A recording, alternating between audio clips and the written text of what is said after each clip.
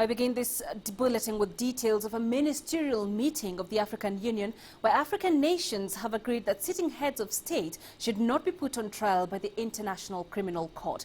The ministers of the 54-member African Union also called for deferring the cases of Kenyan President Uhuru Kenyatta and his deputy William Ruto at the Hague-based court. Frustration with the ICC has been growing in Africa, but the ministers, whose meeting began on Friday and ended after midnight, did not call for a mass walkout from the court's jurisdiction. Officials had previously said that that idea would be on the agenda, but it reportedly had not drawn broad support among the continent's 34 signatories to the Rome Statute that established the ICC. Thank you. On behalf of the Chamber, despite the threshold of Article. Meanwhile, Kenya's Deputy President William Ruto arrived back in the country from The Hague, Netherlands, after taking a break from his engagements at the International Criminal Court in order for President Uhuru Kenyatta to attend the African Union Extraordinary Summit. The plane carrying him touched down at the Jomo Kenyatta International Airport early this morning in time for him to see off President Kenyatta.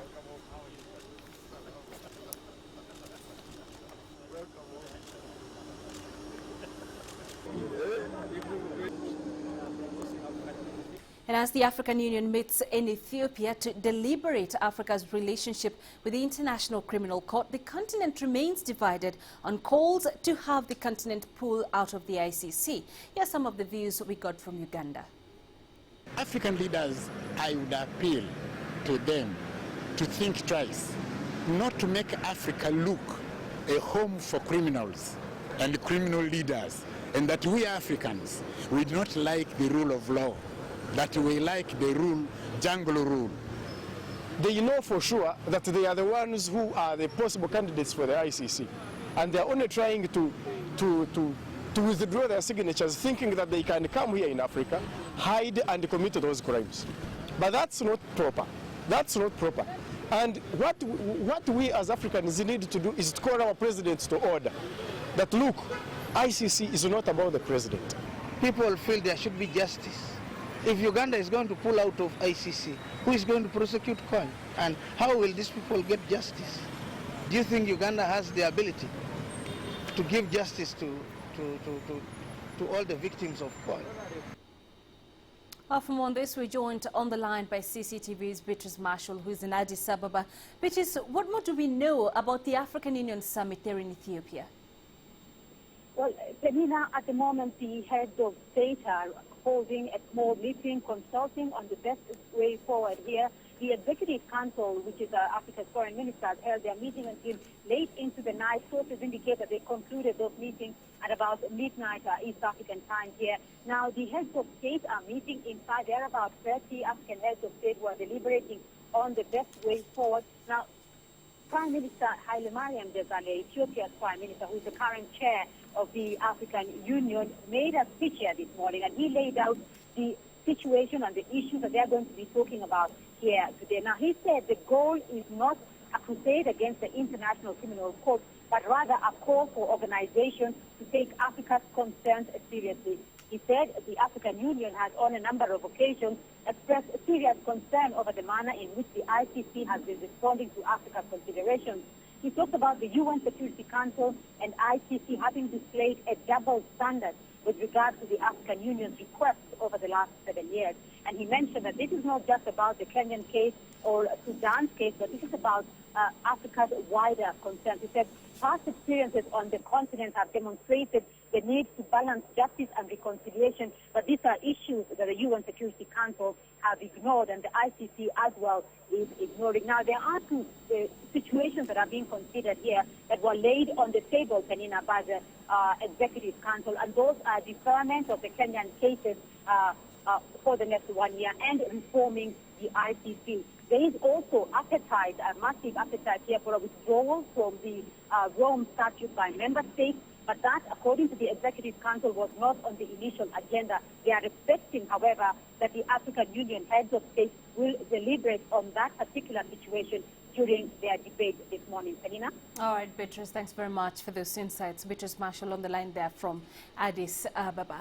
Now, in yet another tragic incident involving migrants at sea, at least 27 people are feared dead after a boat carrying more than 200 migrants capsized in the Mediterranean. The boat capsized 120 kilometers off Lampedusa, the Italian island, where more than 300 African migrants drowned when their vessel went down last week. Malta's Prime Minister says 203 people have so far been rescued. Susan Mungeli reports. Barely a week after a boat carrying migrants capsized in the Mediterranean, paramedics in Lampedusa received survivors plucked from the sea. This after yet another boat capsized between Sicily and Tunisia on Friday. The boat was carrying more than 200 migrants. Both Italian and Maltese rescue services were on the scene to try and rescue the migrants. Survivors were airlifted to the Italian island of Lampedusa to receive treatment. When we knew about this, we knew that a helicopter with 10 injured people was on its way. We activated our group, which is made up of doctors, anesthesiologists and cardiologists ready to take action. Reports said people on the boat had crowded to one side of it, causing it to capsize as they tried to get the attention of a passing aircraft. A Maltese aircraft was the first to spot the boat and alerted Italian naval vessels.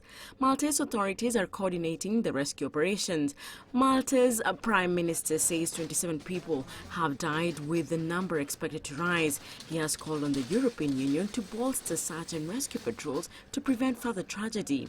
In a separate incident, 12 migrants have drowned and some 116 have been rescued after their boat capsized near the Egyptian port of Alexandria. Security officials say the boat sank early on Friday. The survivors, mostly Palestinians and Syrians, were taken to a naval base. At least 300 people drowned last week when a boat carrying African migrants sank near Lampedusa, southwest of Sicily. Last week's disaster was one of the worst in a protracted migrant crisis in which tens of thousands of people have arrived in flimsy, overcrowded boats in southern Italy and some vessels wrecked.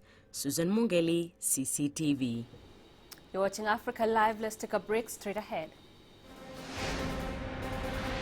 Startling claims. Libyan Prime Minister says his kidnapping was an attempt to overthrow the government. And Fruitful Forum Global Malaria Conference closes in South Africa.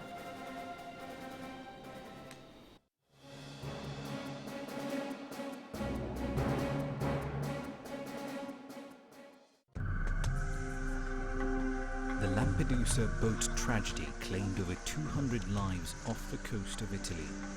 Every year, thousands of Africans try to cross the Mediterranean to Europe in makeshift boats. Many never make it. Find out why this week in Talk Africa.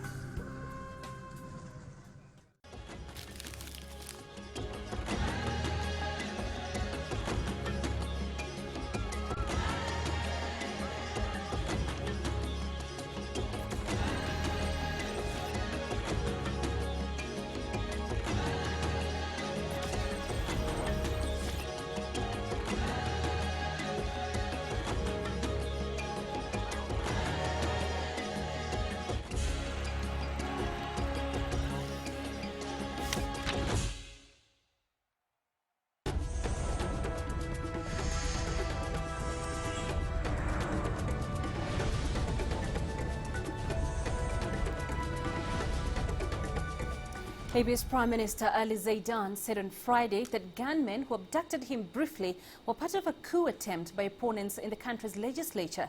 The militia snatched Zaidan from the Tripoli hotel where he lives during a dawn raid on Thursday, only to release him hours later in an incident that showed how far Libya has descended into chaos 2 years after Muammar Gaddafi's fall. He accused unnamed members of the General National Council, the country's National Assembly, of being involved in the abduction. The gunmen who snatched Zaidan, former anti-Gaddafi rebels now on the government payroll, said they were angry at reports the government had been informed in advance of a U.S. raid to capture an al-Qaeda suspect in Libya.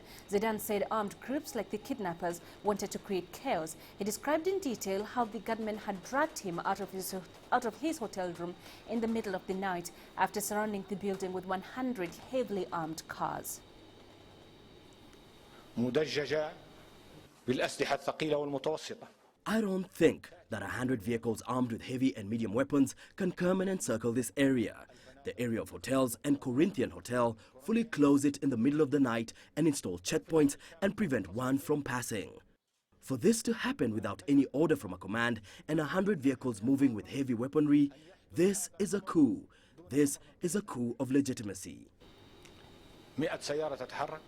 The 6th Multilateral Intervention on Malaria Conference, the largest gathering of malaria doctors, researchers and scientists in the world, has ended in Durban. The conference was aimed at finding new ways of working towards the control and eventual elimination of the deadly disease. The Secretariat of the MIM conference praised the city of Durban for putting on a good show and described the week-long conference as a rich scientific experience. Around 1,500 delegates from around the world met in plenary sessions and symposia to exchange ideas and data on better ways of researching and controlling malaria, the parasitic disease which kills hundreds of thousands of people every year.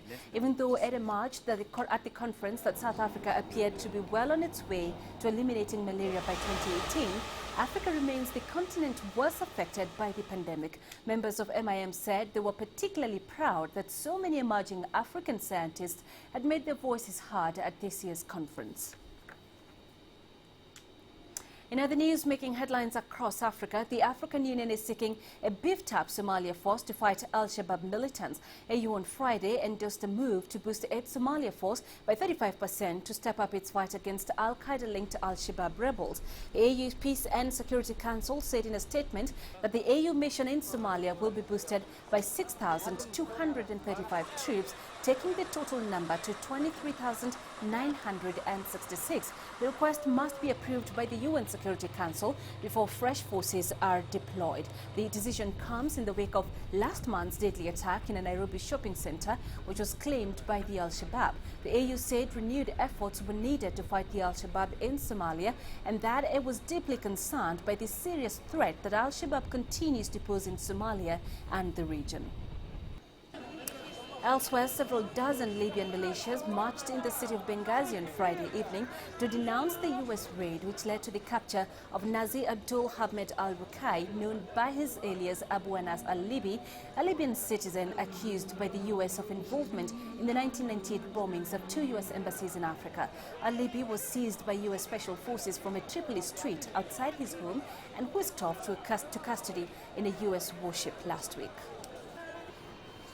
Another call for mass rallies in Egypt at Tahrir Square was called up this week due to a low turnout of protesters. The Anti-Coup Alliance, a group of political parties supporting the Muslim Brotherhood, said they cancelled the rallies to Tahrir to prevent more bloodshed.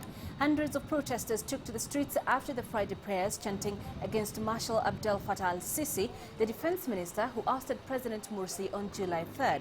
Protesters still demand Morsi's reinstatement. President Morsi will stand trial on November 4th, allegedly for planning an attack on peaceful opposition protesters at his presidential palace. The Egyptian government took extraordinary measures trying to secure Tahrir Square. The square's entrances were entirely blocked. Many roads leading to Tahrir were also blocked kilometers away. Finally, mourners on Friday paid tribute to renowned Ghanaian poet and statesman Kofi Awonur, who was killed last month in an Islamist attack on a Kenyan mall at a funeral attended by Ghana's president and other dignitaries. Awonur, 78, was killed and his son wounded during the September 21st attack on the Westgate Mall in Nairobi. He had traveled to the Kenyan capital to participate in a literary festival. Awonur was known internationally for writing poetry inspired by the rhythms of the Ewe language, which is widely spoken in eastern Ghana and some neighboring West African countries. Ghanaian President John Dramani Mahama, former President Jerry John Rawlings and several hundred other mourners attended the funeral at the National Theatre Hall in Ghana's capital, Accra. Mourners from Awonur's hometown of Weta in western Ghana filed into the hall with kerosene candles on their heads, then performed a traditional Ewe funeral dance wearing black and red mourning colors. Awonur was Ghana's representative to the United Nations under Rawlings from 1990 to 1994. He was also president of the Council of State, an advisory body to the president, a post he left earlier this year.